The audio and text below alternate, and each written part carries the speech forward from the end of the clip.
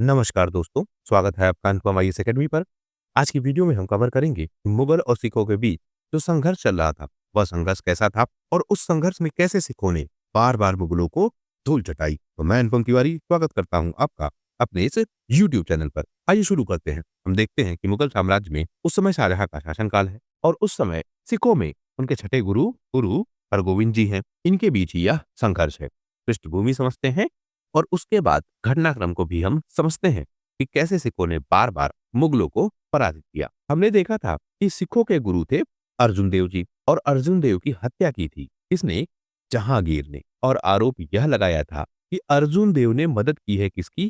खुसरो की। खुसरो कौन था? जहांगीर का बेटा था। यह जहांगीर के खिलाफ विद्रोह कर रहा था, तो अर्जुन देव पर यह आरोप लगाकर उनकी हत्या कर दी गई। जब अर्जुन देव जी की हत्या हुई, उसके बाद सिखों ने यह बात मान ली कि सिख जो व्यवस्था है इसको परिवर्तित किया जाना चाहिए। और उसके बाद क्या हुआ? गुरु हरगोविंद जी ने दो तलवारें धारण की। एक का नाम है मीरी और एक का नाम है पीरी। मतलब क्या हुआ इनका? पहले जो आपका सिख समुदाय है, यह केवल बात करता था मानवता की, यानी सेवा भाव। यह मूल उद्देश्य था। राजनैतिक रूप से यह सक्रिय नहीं थे या राजनैतिक व्यवस्था पर यह किसी तरीके का कंट्रोल करने की कोशिश नहीं करते थे। लेकिन जब इस तरह से प्रताड़ित किया जाने लगा, इस तरह से हत्या हो गई, तो अब सिखों को भी यह बात समझ में आई कि उनको अपनी विचारधारा में परिवर्तन करना होगा। उन्हें अपने पास शक्ति भी रखनी होगी। इसीलिए दो तलवारें धारण की इसने, गुरु हरगोविंद सिंह ने, और इसको कहा गया मीरी और पीरी। यानी अब सिख क्या होने लगे? हथियारबंद होने लगे। शाहजहां 1628 में गद्दी पर बैठा है और सिखों के गुरु है गुरु हरगोविंद साहिब। शाहजहां को यह लगता है कि अब जो सिख है वह क्या करना चाहते हैं? राजनैतिक रूप से अपनी शक्ति बढ़ाना चाहते हैं और यह कहीं न कहीं खतरा हो सकता है मुगल साम्राज्य के लिए। इस समय जो गुरु जी हैं वह अमृतसर में है, लेकिन उनके पास अब सेना भी है। पहले यह सेना नहीं थी और अर्जुन देव जी ने भी कोई विवाद नहीं किया था जब उनको मृत्युदंड दिया गया था। लेकिन अब सिख जो है वह सक्रिय हो चुके हैं सैन्य रूप से भी। इसमें एक घटनाक्रम है, बहुत फेमस यह घटना है। घटना यह है कि शाहजहां के पास एक बाज था। यह बाज उसको मिला था ईरान से। ईरान का जो शाह है उसने एक बाज दिया था शाहजहां को। शाहजहां इस बाज को अपने साथ रखता था। एक दिन शाहजहां शिकार पर गया था। शिकार के समय यह बाज भी उसके साथ था। घटनाक्रम उसमें यह है कि यह बाज उड़कर चला जाता है सिखों के खेमे में। अब इसमें कई घटनाक्रम है। यह बाज घायल हो जाता है, घायल होकर चला जाता है सिखों के खेमे में, या अपने आप उड़ के चला जाता है, या कुछ जगह यह भी घटनाक्रम है कि सिखों का एक बाज था, उसने इसको मार गिराया और यह भाग कर चला गया गुरुजी के पास, या गुरुजी के पास यह गिर गया। किसी भी स्थिति में यह बाज पहुंच गया सिख खेमे में और सिखों ने इस बाज को पकड़ लिया। अब शाहजहां का ईरान के विषय में यह क्यों लिखा गया है कि ईरान के शाह ने दिया था? क्योंकि यह मुगलों की प्रतिष्ठा का प्रतीक था। मुगलों को यह लगता था कि ईरान के शाह ने इस बाज के रूप में उनके शासन को स्वीकृति दी है, तो मुगल इस रूप में देखते थे। जो आपके सिख है वह इसको एक जीव की तरीके देखते थे। उनको लगता था कि उनके पास कोई बाज उड़कर आया है, वह एक जीव है, उसकी सहायता की जानी चाहिए। बाज किसी न किसी स्थिति में घायल था, चाहे जैसे हुआ हो, लेकिन घायल था। जब यह बाज पहुंच गया सिखों के पास, तो मुगलों ने इस बाज को वापस मांगा। सिखों ने मना कर दिया। अब यह बात पहुंची हरगोविंद साहिब तक। हरगोविंद साहिब ने भी स्पष्ट रूप से मना कर दिया। उनका कहना था कि यह बाज अपनी इच्छा से आया है, गुरु की शरण में आया है, और जो व्यक्ति भी गुरु की शरण में आता है उसको वापस नहीं किया जा सकता है। यानी शरणागति का जो सिद्धांत है उसको स्टेब्लिश किया गया। अब यह मुगलों का अपमान था। ऐसा मुगलों को लगा कि उनका बाज जो शाही प्रतीक था वह बाज उनसे ले लिया गया है। इस घटना को जो मुगल के दरबारी लोग हैं उन्होंने भी खूब बढ़ा चढ़ा कर बताया कि आज यह बाज ले रहे हैं, कल यह सत्ता छीन लेंगे, अपनी शक्ति यह बढ़ा ही रहे हैं, सैन्यकरण यह कर रहे हैं, दो तलवारें धारण हो चुकी हैं, अपनी सेना इनकी बन चुकी है, हम लोगों ने अर्जुन देव की हत्या की थी, उसका शायद यह बदला भी लें। यानी यह बात मुगल दरबार में फैल चुकी थी कि अब जो सिख हैं वह राजनीतिक रूप से सक्रिय हैं, सैन्य व्यवस्था को मजबूत कर रहे हैं और मुगल साम्राज्य के लिए खतरा है। जबकि सिखों का पक्ष यह है कि उन्होंने केवल एक बाज की रक्षा की थी। इन सब कारणों से अमृतसर का युद्ध हो जाता है। क्रम आपको ध्यान रखना होगा। 4 जो प्रमुख युद्ध हुए हैं उन युद्धों का क्रम क्या है? पहले है अमृतसर का युद्ध। शाहजहां ने मुस्लिम खान को 7,000 सैनिकों के साथ गुरु जी को सबक सिखाने के लिए भेजा। ऐसा उसका मानना। अब जो सिख सैनिक है वह कितने हैं? संख्या में केवल 700, यानी 10 गुना ज्यादा सैनिक है किसके पास? शाहजहां के पास, जिसको भेजा है उसने मुस्लिम खान के नेतृत्व में। यह लड़ाई 5 जून 1628 को ही सिखों की यह पहली लड़ाई थी।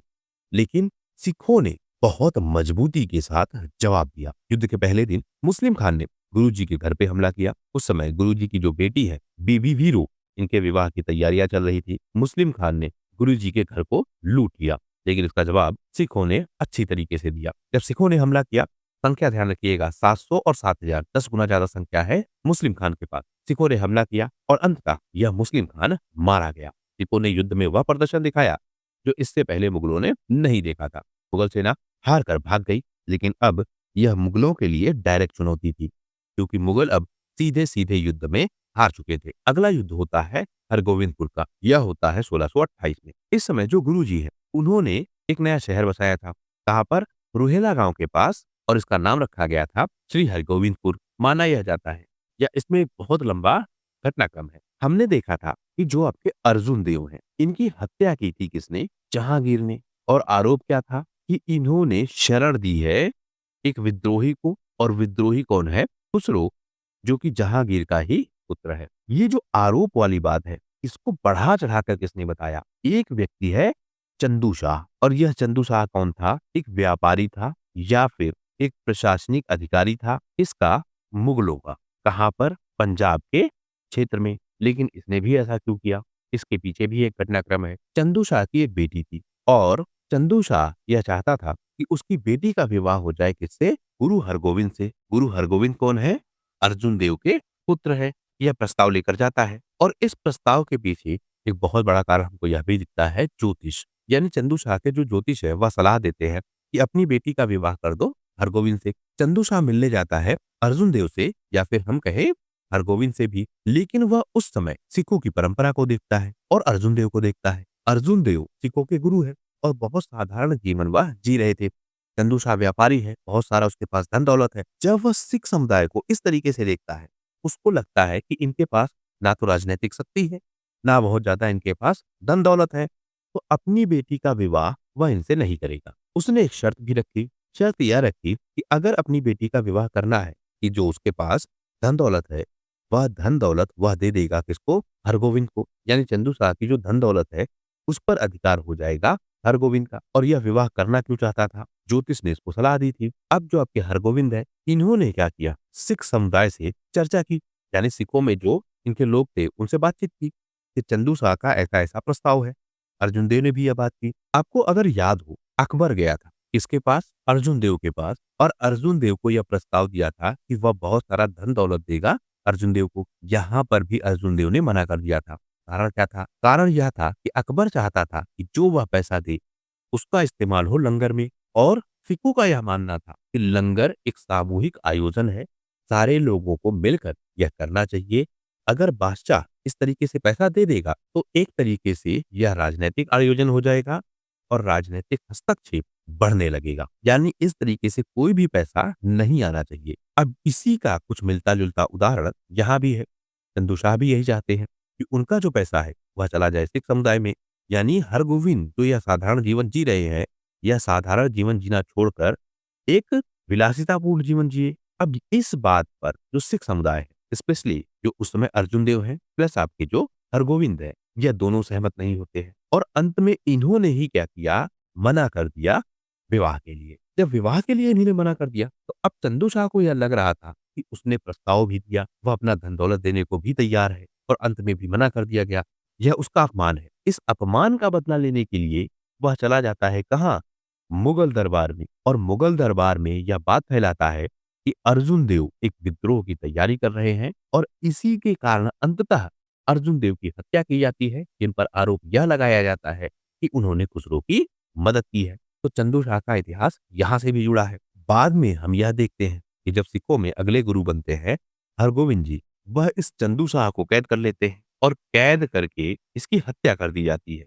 इसकी, चंदू शाह की हत्या भी सार्वजनिक रूप से की जाती है, क्योंकि इसने गुरुओं का अपमान किया था। यानी परंपरागत रूप से चंदू शाह से और उसके वंशज से शत्रुता है। अब चंदू शाह के ही वंश का एक व्यक्ति है भगवान दास। यह एक स्थानीय जमींदार है। कहते यह है कि जो यह रुहेला शहर बसाया गया, यह इसी की जमीन पर बसाया गया था। इसने मुगल साम्राज्य से शिकायत की। दो कारण हमने देखे, एक चंदू शाह की जो हत्या की गई है, दूसरा जब इस भगवान दास की मृत्यु होती है तो इसके जो बेटे हैं रतनचंद और करमचंद, यह पहुंच जाते हैं मुगल दरबार में और वहां जाकर यह शिकायत करते हैं कि उसकी जमीन ले ली गई है। और मुगलों की तरफ से कौन है? अब्दुल्ला खान। अब्दुल्ला खान जालंधर का फौजदार है, इससे शिकायत की जाती है। इसी कारण से अब्दुल्ला खान यह हमला कर देता है। लेकिन पीछे भी हमने देखा कि जैसे अमृतसर का युद्ध हुआ है, तो अमृतसर के युद्ध में भी जिस तरह से सिखों ने पराजित किया है, यह भी मुगलों के लिए एक चैलेंज था। तो अब मौका मिलता है अब्दुल्ला खान को। अब्दुल्ला खान ये कोशिश करता है कि जाकर वह यह दिखाए कि सिखों को उसने पराजित कर दिया है।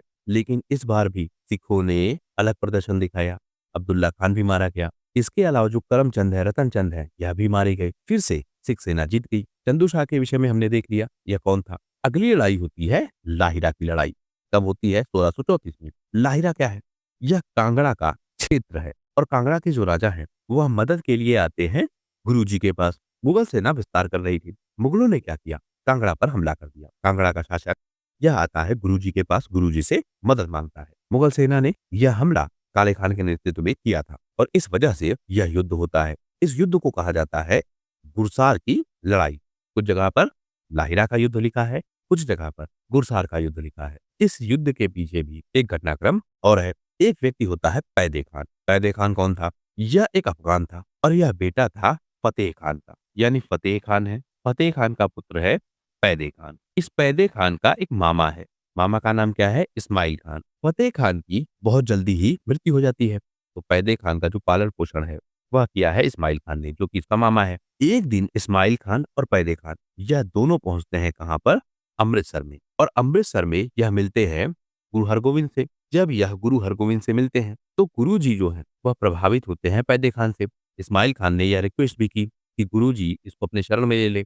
अब देखिए, यह मुस्लिम है, उसके बाद भी गुरु जी इसको अपने शरण में लेते हैं। गुरु जी इसको सैन्य प्रशिक्षण देते हैं, इसको सम्मान देते हैं। यहाँ तक कि 1629 में जो अमृतसर की लड़ाई हुई है उसमें भी यह शामिल है। बाद में गुरु जी इसकी शादी भी करवा देते हैं। यानी जो धार्मिक सहिष्णुता है वह दिखता है हमको। इसका धर्म नहीं बदलवाते हैं, अपने धर्म में शामिल होने को नहीं कहते हैं, इसकी अपनी परंपराओं के साथ इसको अपने साथ शामिल करते हैं, सम्मान भी देते हैं और योग्यता को स्थान भी देते हैं। अमृतसर की लड़ाई में यह भाग लेता है, गुरु जी इससे प्रसन्न भी होते हैं। लेकिन इस पैदे खान के मन में लालच आ गया और लालच के कारण इसने धीरे धीरे क्या किया? कोई झोल झाल कर दिया या फिर चोरी की। जब यह बात गुरु जी को पता लगी तो जो सिख समुदाय है वह अपने नियमों पर सख्त था। उसने इस पैदे खान को सिख समुदाय से निकाल दिया, क्योंकि सिखों की यह संरक्षण में था या सिखों के साथ था, इसको निकाल दिया। जब इस पैदे खान को निकाल दिया तो इसने भी यह माना कि यह इसका क्या है? अपमान है। और इस अपमान का बदला लेने के लिए यह चला गया मुगलों के पास। तो इस लड़ाई का जो बेस है वह यह भी है, दो तरफ का बेस है, एक पैदे खान, दूसरा कांगड़ा का राजा। सिखों ने यहाँ भी अपनी क्षमता दिखाई और जो मुगल जनरल है उसको मार गिराया। मुगल सेना यह भागकर चली गई लाहौर। यहाँ पर हम यह भी देखते हैं कि जब पैदे खान भी इस युद्ध में मारा जाता है तो अंत में जो गुरुजी है वह उसको कलमा पढ़ने की सलाह देते हैं। युद्ध के मैदान में वह गिरा होता है तो गुरुजी कहते हैं कि अब उसका अंतिम समय है, उसे कलमा पढ़ना चाहिए। कलमा पढ़ने के दौरान भी क्या होता है? उसके सर पे धूप आ रही थी, तो गुरुजी ने जो अपनी ढाल है उस ढाल से जो सूरज की रोशनी आ रही थी उसके चेहरे पर, उसको भी ढक दिया और उससे कहा कि वह कलमा पढ़े। इससे हमको यह दिखता है कि जो नीतियां हैं सिख समुदाय की वह कितनी स्पष्ट है। अब इन युद्धों से आपको क्या मिला या आपने क्या सीखा? सिख समुदाय जिस तरीके से परिवर्तित हो रहा है वह हमने समझा। जैसे जब हम बात करते हैं अमृतसर, तो यहाँ सिखों ने क्या किया? उत्तर दिया। दूसरा युद्ध जब हम देखते हैं हरगोविंदपुर, तो यहाँ सिखों ने क्या किया? जो विद्रोही हैं उनको दंड भी दिया। फिर सिख संगठन भी बना रहे हैं, यानी ऐसे लोगों के साथ जुड़ भी रहे हैं जो मुगलों के खिलाफ है और उनको संरक्षण देने का वादा भी कर रहे हैं, युद्धों में उनके साथ भी खड़े हो रहे हैं और मुगलों को पूरी तरीके से पराजित भी कर रहे हैं। यानी जो सिख शक्ति है वह धीरे धीरे बढ़ती जा रही है और वह मुगलों पर हावी होती जा रही है। बाद में हम देखेंगे कि मुगलों की जो शक्ति सीमित हुई या मुगलों का जो पतन हुआ उसमें भी एक बड़ा कारण यह था कि लगातार सिख समुदाय की जो शक्ति है वह शक्ति बढ़ती रही, योद्धाओं के रूप में सिख बढ़ते रहे और क्योंकि इनके जो नैतिक मूल्य है वह बहुत ज्यादा स्पष्ट थे, इस वजह से जो जन समर्थन है वह भी इनको मिलता है और सिख समुदाय आगे विकसित होता है। इस तरह हमने समझा कि वह कौन से प्रमुख युद्ध हैं जो गुरु हरगोविंद और शाहजहां के समय होते हैं और उन युद्धों में कैसे सिख समुदाय ने मुगल साम्राज्य को पराजित किया। इस वीडियो में फिलहाल सिर्फ इतना ही। आशा करता हूँ यह वीडियो आपकी परीक्षा के लिए उपयोगी होगा। वीडियो यदि पसंद आया हो तो प्लीज शेयर कीजिए अपने दोस्तों के साथ सब्सक्राइब कीजिए इस चैनल को। आपका हमसे जुड़ने के लिए बहुत-बहुत धन्यवाद। आपका दिन शुभ हो।